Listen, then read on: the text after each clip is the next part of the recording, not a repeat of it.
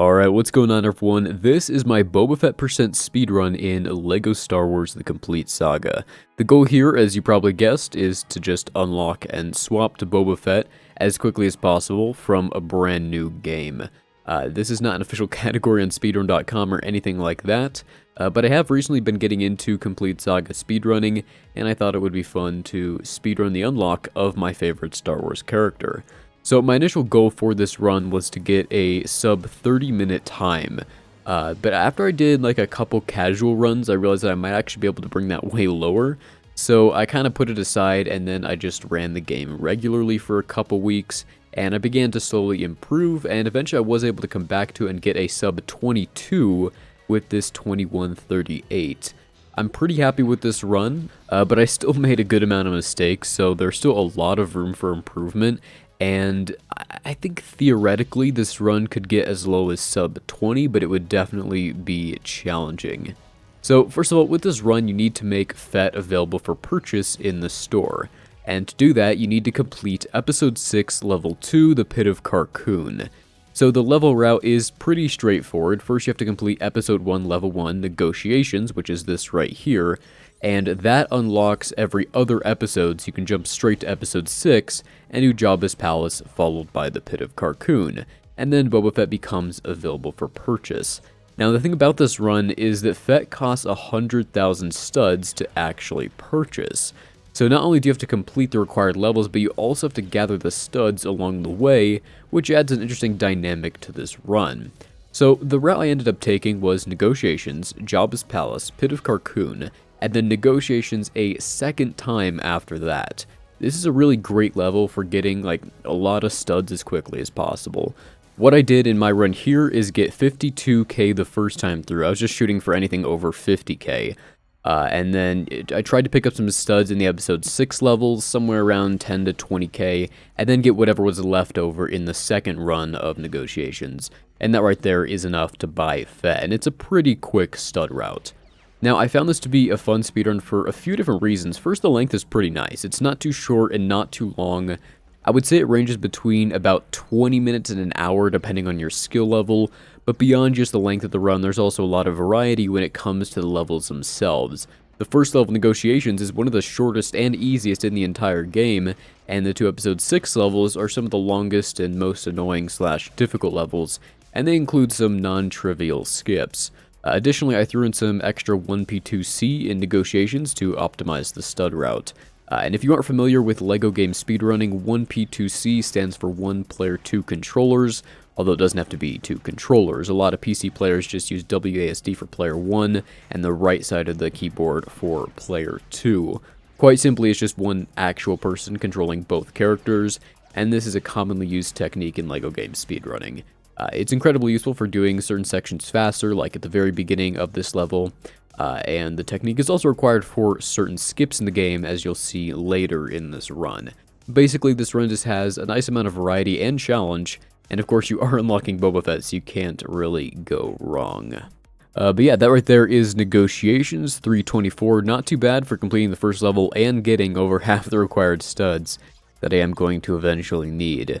324 is pretty solid. You know, originally when I was first doing runs of the Boba Fett percent, I would take this really weird stud route because I didn't realize how many studs you could get in negotiations. So I would actually go outside the cantina to that little like a fan thing that you could build outside and then break it and get like 6k studs from that. And I would do that in between every single level just to get like a bunch of extra studs. But I didn't even realize you could just get 50k quite easily from negotiations. So once I figured that out, it became a lot easier. I think also in some of my earlier attempts, I would like replay negotiations multiple times at the end of the run because I needed to get more studs when I literally didn't know that you could just get 50k from the run itself. But the speedrun has actually been an interesting way for me to track my overall like just progression with the game. Because this idea of Boba Fett percent speedrun is actually how I got into Complete Saga speedrunning. I re-downloaded the game on like I want to say November 7th, something around there, like somewhere around a week into November. And I thought it would be fun to do a Boba Fett percent speedrun of the game, so I looked into it and I couldn't find any Boba Fett runs, but I did find full game runs. I don't know why I never thought that people would do that, but it just never clicked. And I was like, oh yeah, of course. People would speedrun this whole game. And so I started watching some of those videos, and I immediately got hooked and knew that that would be something that I would love doing. So I started learning the route, and like a couple weeks later, I completed my first full run of the game. I think it was on the 25th of November, and it was a pretty decent run. And by then, my Boba Fett percent run was at around like 27 minutes. And my very first run of this Boba Fett percent was, I think, a 39-minute time when I very first got into it, using that really bad stutter out and all that. And I thought that 39 was actually pretty good, but looking back, I mean, now my time right now is almost half that, and it can go even lower. But yeah, after running the game regularly, I was able to get that much lower, and then I got, I think it was a 25, followed by a 22:48, I believe it was, and then this run right here, the 21:38 or whatever it is. But yeah, I still have the footage from that first run, the 39-minute time, and it's pretty hilarious looking back. I'm not going to show it right now, but it's pretty cool to see how much more comfortable I've become with the game in just the last couple weeks. And I mean, like this section right here, this 1P2C is not super easy, but the muscle memory is starting to take over and I'm getting a bit more comfortable with it, which is pretty cool to see. The funny thing is, because I've been doing this run a lot, I've probably done somewhere around maybe 100 attempts, and like 10 of those were completed or something like that. A decent amount of attempts for this kind of a run, but because of that, I've done these first two episode 6 levels like more than any other level in the game besides some of the episode 1 stuff that you repeat a lot if you restart runs. But I've done these levels quite a bit, so I've started to become a bit more comfortable with some of these skips, like Spiderless, which we'll see here in just a second, and Disco Skip. Spiderless has actually become one of my favorite skips in the game. It's pretty fun. If you can get a setup that works for you, and again, we'll see that in just a second here, but if you can get a setup that works for you, I find that skip to actually be pretty fun. But yeah, I have a lot of practice on these levels, which is kind of weird, but they are two of the most annoying levels. So I guess it's good to practice these levels and just make them a little bit more consistent. So one thing I have to do with this run is keep her helmet on until right here after I throw that thermal detonator. Now it's fine if she loses it, but if I lose it anytime before that, then she has to go back and get another helmet to actually blow up that silver door. Because typically in a regular run, you would have the EBB red brick by now, explosive blaster bolt, and that would allow you to just shoot right through that silver wall and then just take out those two little like door things in one shot each instead of having to do slams with Luke. At the end of the day, it's honestly not that much of a time loss, especially just for this one level. And then also in Pit of Carkoon, there are certain sections where it's very useful to have EBB, like the door right after you enter the actual skiff or whatever it's called, or the sail barge. That door right there, like the metal door, which you'll see later in this run. And also at the very end with the turrets that typically you would just shoot, but instead you actually have to go up and build the gun and all of that as you would in a regular run if you don't have that red brick. So it's some interesting stuff like that that I kind of had to work out and just sort of figure out like the best way to do them, at least as far as I'm aware. But the funny thing is, when I got back into this game, I pretty much went straight into speedrunning. So I don't know a lot of how to play these levels normally. Like, I still have no idea what there is besides Disco Skip. Like, I've always done Disco Skip to beat that section of Pit of Carkoon. It's kind of funny. I'm very familiar with these speedrun sections, but not so much with the actual way the level is meant to be played, which is kind of funny.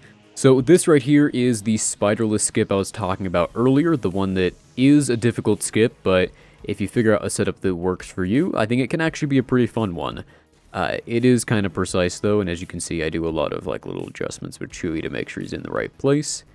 And then I do that, and now he's out of bounds. We can just skip a large section of this level, which is very nice. And this also is a cutscene skip, so you'll skip the cutscene of them actually going into the Rancor pit, and you'll just warp right down there. Because there is a trigger right underneath this grate. Just like that. I screw up the character switching right there, and I switched to 3PO first, but it's minor things like that that slowed down this run, so there is definitely room for improvement.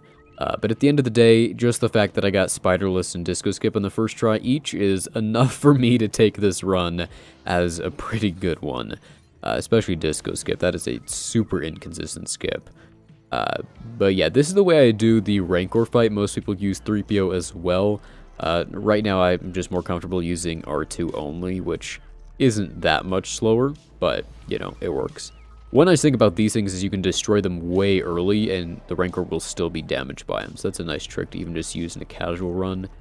And then I just go ahead and finish up this fight. I'm using the Force on the Gamorrean here to kind of hold him in place for the Rancor. And while I'm doing that, I'm moving Han over to one of the levers and Luke over to one of them. Then I pull them and drop out Han, so I only have player 1 in for the beginning of Carkoon, because that is ideal. And yeah, that right there is Jabba's palace. Some minor mistakes were definitely made in this level. Like, I think I also missed the panel jumps earlier in this level to free R2 and 3PO. I think that I missed those a few times, actually, so that's a decent chunk of time right there. But yeah, overall, not too bad. And that right there is Jabba's palace. I think this ended up being a 750 Jabba's palace, which isn't too bad considering the strats that I have to use. And then after that is Pit of Carkoon, which is arguably one of the worst levels in the game. At least it's one of my least favorites. There's a lot of sections of that level that are just a bit of a pain to actually get through, largely because of the skiff guards. They can cause some problems. And then, of course, like I've talked about a couple times, there's a skip near the end called Disco Skip, which is one of the more unreliable skips in the game. But we'll see that in just a minute here. Also, one thing about this run is there are a lot of cutscenes, and some of the longer cutscenes in the game. I think if you include the mid-level cutscene in this level here, it's nearly 5 minutes of just cutscenes in this run. So nearly 25% of this run is just cutscenes. But that's basically just this game. There are a lot of unskippable cutscenes in the complete saga. I think it's around 52 minutes of cutscenes for the entire game, which is quite a large amount of cutscenes, which can kind of be both a good thing and a bad thing, because it's nice to have a second to breathe, but at the end of the day, it's just really annoying to have that many cutscenes. And I really hope that the cutscenes in the Skywalker saga will be skippable, but we'll have to see for that. Those cutscenes will be longer because of the voice acting, so it would be even more helpful if those were skippable. But yeah, here's Pit of Carkoon. The beginning starts pretty normally. You don't do anything too crazy here. Although I do switch to Luke to get across this gap a little bit quicker, but that's pretty standard. And the skiff guards aren't too bad here, because you can just jump behind Chewie and Han and avoid the shots. But once we get to the other side of the sail barge, you'll start to notice how annoying they can be. You can kind of jump around to try to avoid the shots, but I'm still not super great at that. That's also annoying right there if you don't land on the other side. Sometimes if you die, you can be sent all the way back, which I guess that's just my fault there. But that was a nice Fett kill. Only a couple shots directly at him. That was pretty lucky. It's kind of funny that in this run, to unlock Fett, you actually kill Fett. Although technically, I guess he isn't really dead, but I guess when this game was made, that was him dying. So over here is where those skiff guards can start to be annoying. So typically I like to kill them, but I actually miss my attack right there. So I just ignored them and hoped that they wouldn't shoot me, which they luckily didn't. So I was able to use the Force on this thing and then jump on over. Here's where it's like the Matrix. You're trying to dodge all of these shots, and I'm able to dodge a few of them, but eventually I just end up dying. Luckily I made it decently far. Here you can do a little trick where you just kind of push out the box halfway and then jump to the ledge. It's pretty nice, saves a bit of time.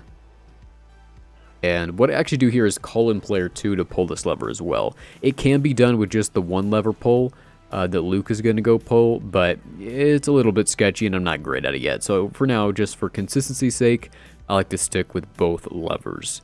And that will make those two things right there, two of the little platforms come on out, and then Luke can just jump on those to the other side. And that leads us to another slightly annoying section of the run, at least for me right now. With more skiff guards. Also, that jump can be a little bit sketchy, but I think I've gotten better at it. So here you use the Force on these things, and then once you cross this line that Luke's right behind, that right there, now the skiff guards will drop down, and you kind of have to go back and forth confusing them, and then using the force on these things, which went decently well in this run, but in some other ones I've like lost 30 seconds to this section, just because I'm not great at it yet. But this did go decently well. I think I do take another death here. I think I'm close to opening this door, and then I get shot. Yeah, right there. Okay, looks like I barely got the door open.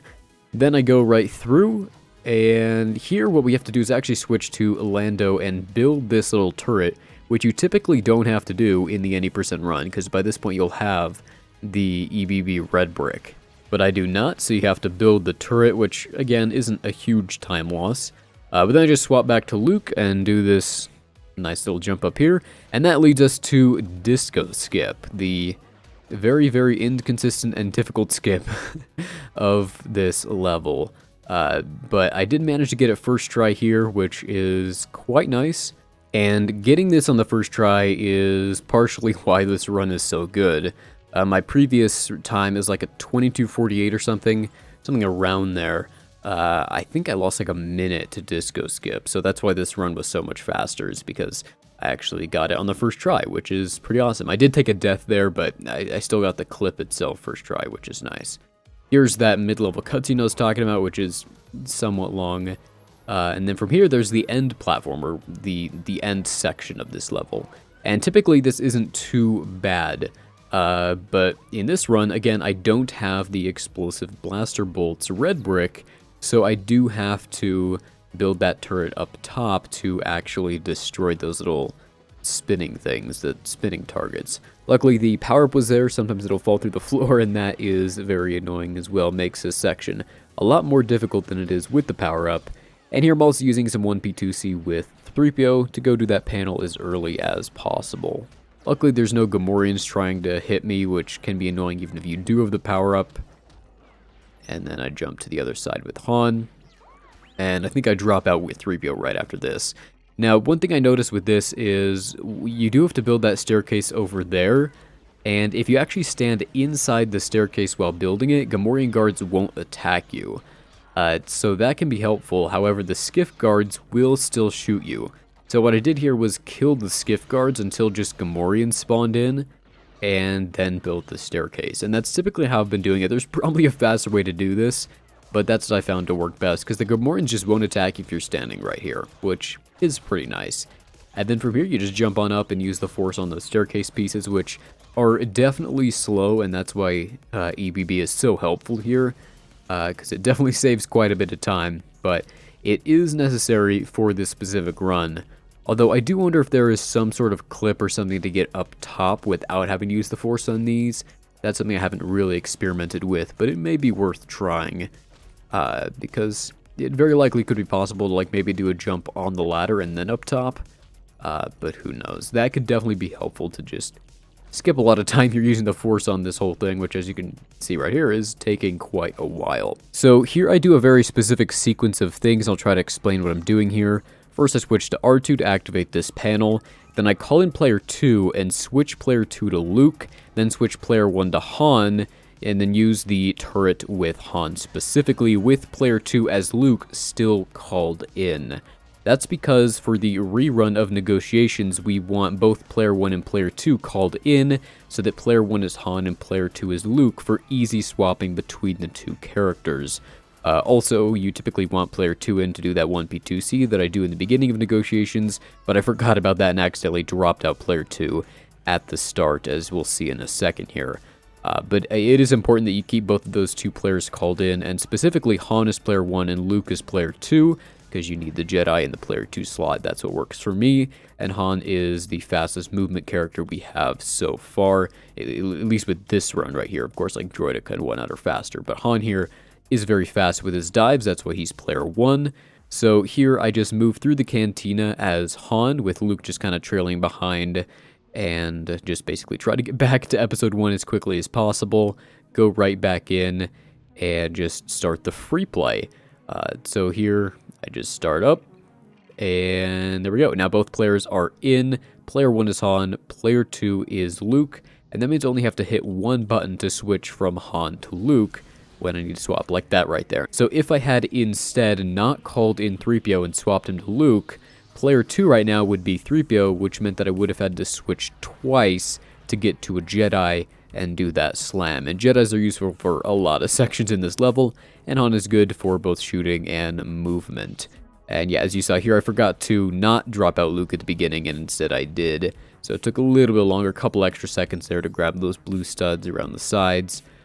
These platforms are super useful for getting around 5k extra studs, which is nice because then we don't have to go into the second room at all on this rerun of that level, thanks to those extra studs right there. And of course, this fountain is great for lots of studs, and now we're already at 20k, and we're just now exiting this first section of the level.